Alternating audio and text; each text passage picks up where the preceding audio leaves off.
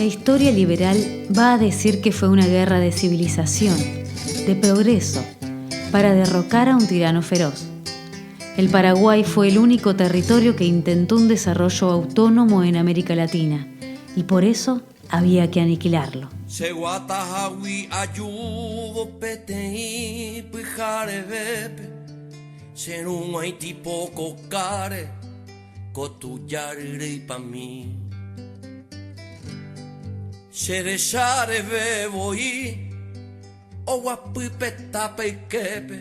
Argentina está unificada bajo el mando de Mitre, presidente desde 1862. País ganadero con un modelo agropecuario basado en el latifundio y destinado a la exportación.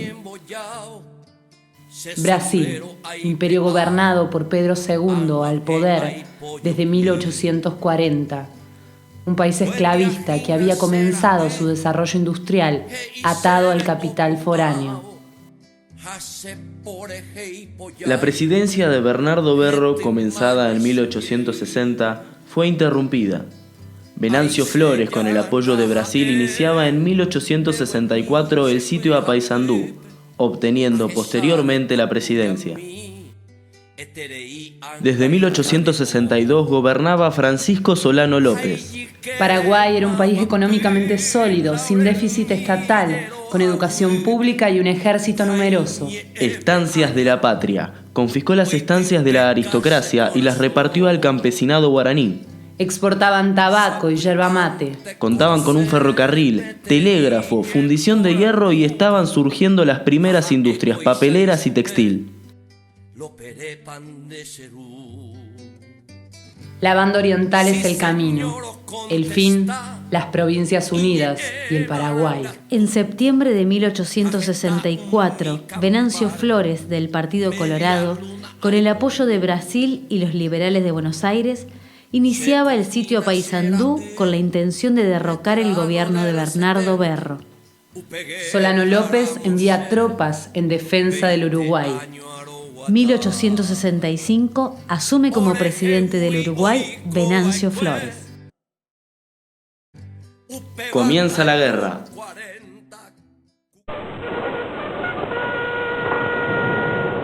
Luego de las invasiones a Uruguay, Solano López pide permiso a Buenos Aires a cruzar por Corrientes para dirigirse a Mato Grosso y ocuparla. El 14 de abril de 1865 ingresó en Corrientes sin la aprobación de Buenos Aires, lo que significó la declaración de la guerra. El 1 de mayo de 1865 se firma el Tratado de la Triple Alianza entre Brasil, Argentina y Uruguay. Se crea el Ejército Argentino. Argentina y Brasil hacen la guerra por sus propios intereses, pero también tienen detrás al poderoso Imperio Británico y su modernidad capitalista a la que quieren integrarse. La política británica para los países de la región era mantener gobiernos que sirvan a sus intereses. Paraguay era un eslabón fuera de la cadena. Alberdi dirá del tratado. Se comprometen los aliados a respetar la independencia y soberanía del Paraguay, y para probar todo lo que este respeto tiene de sincero, se arrogan el derecho soberano de quitarle el gobierno que él se ha dado y de imponerle el que le agrade a los aliados. El tratado pretendería hacer creer que la guerra es hecha contra el gobierno del general López, pero cabalmente no será este gobierno, sino los gobiernos futuros, creados bajo el influjo de los aliados, los que habrán de firmar los tratados en que se obliguen a entregarle la mitad del suelo de su patria, la totalidad de la renta pública del Paraguay, sus vapores de guerra, sus depósitos militares, de destruir sus fortificaciones, maestranzas y arsenales militares. Dice el tratado que la guerra es hecha para asegurar la libre navegación de los afluentes del Plata. ¿En favor de quién es esa libertad? En favor de los ribereños, es decir, de los aliados. Es lo que siempre pretendieron Buenos Aires y el Brasil.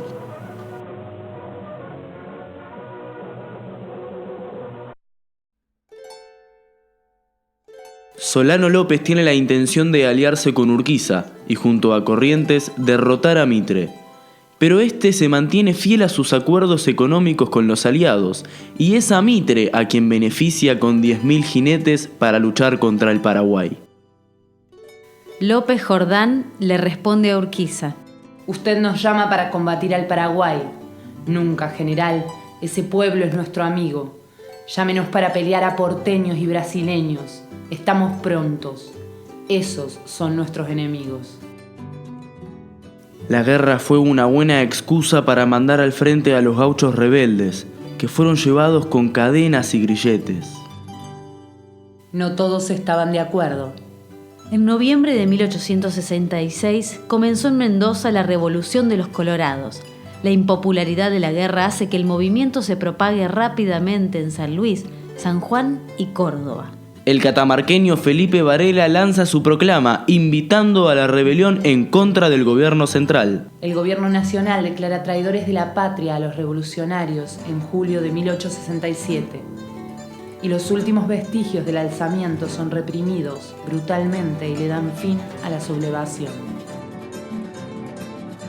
En 24 horas en los cuarteles, en 15 días en campaña, en 3 meses en Asunción.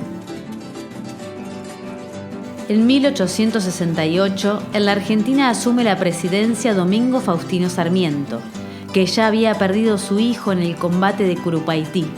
Anunció que continuaría la guerra y la alianza que calificó de necesaria, legítima y honorable. 5 años duró la guerra.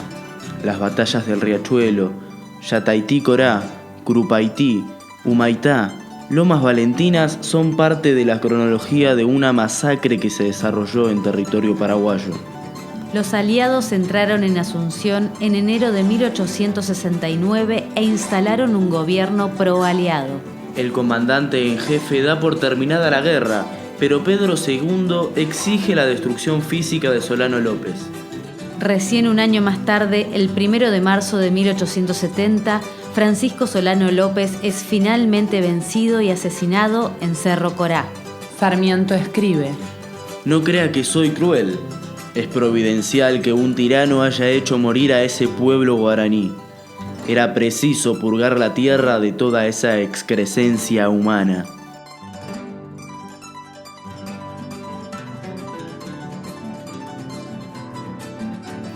Fin de la guerra. Era el triunfo de la civilización.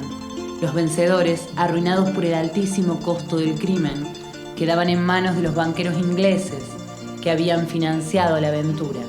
El imperio esclavista de Pedro II, cuyas tropas se nutrían de esclavos y presos, ganó territorios y también mano de obra, porque muchos prisioneros paraguayos marcharon a trabajar en los cafetales paulistas con la marca de hierro de la esclavitud. La Argentina, que había aplastado a sus propios caudillos federales, se quedó con 94.000 kilómetros cuadrados de tierra paraguaya y otros frutos del botín. Uruguay, donde ya la oligarquía mandaba, participó de la guerra como socio menor y sin recompensas. Los 3 países sufrieron una bancarrota financiera que agudizó su dependencia frente a Inglaterra. En el Paraguay derrotado no solo desapareció la población, también las tarifas aduaneras, los hornos de fundición, los ríos clausurados al libre comercio, la independencia económica y vastas zonas de su territorio. Los vencedores implantaron dentro de las fronteras reducidas por el despojo el libre cambio y el latifundio. Todo fue saqueado, todo fue vendido.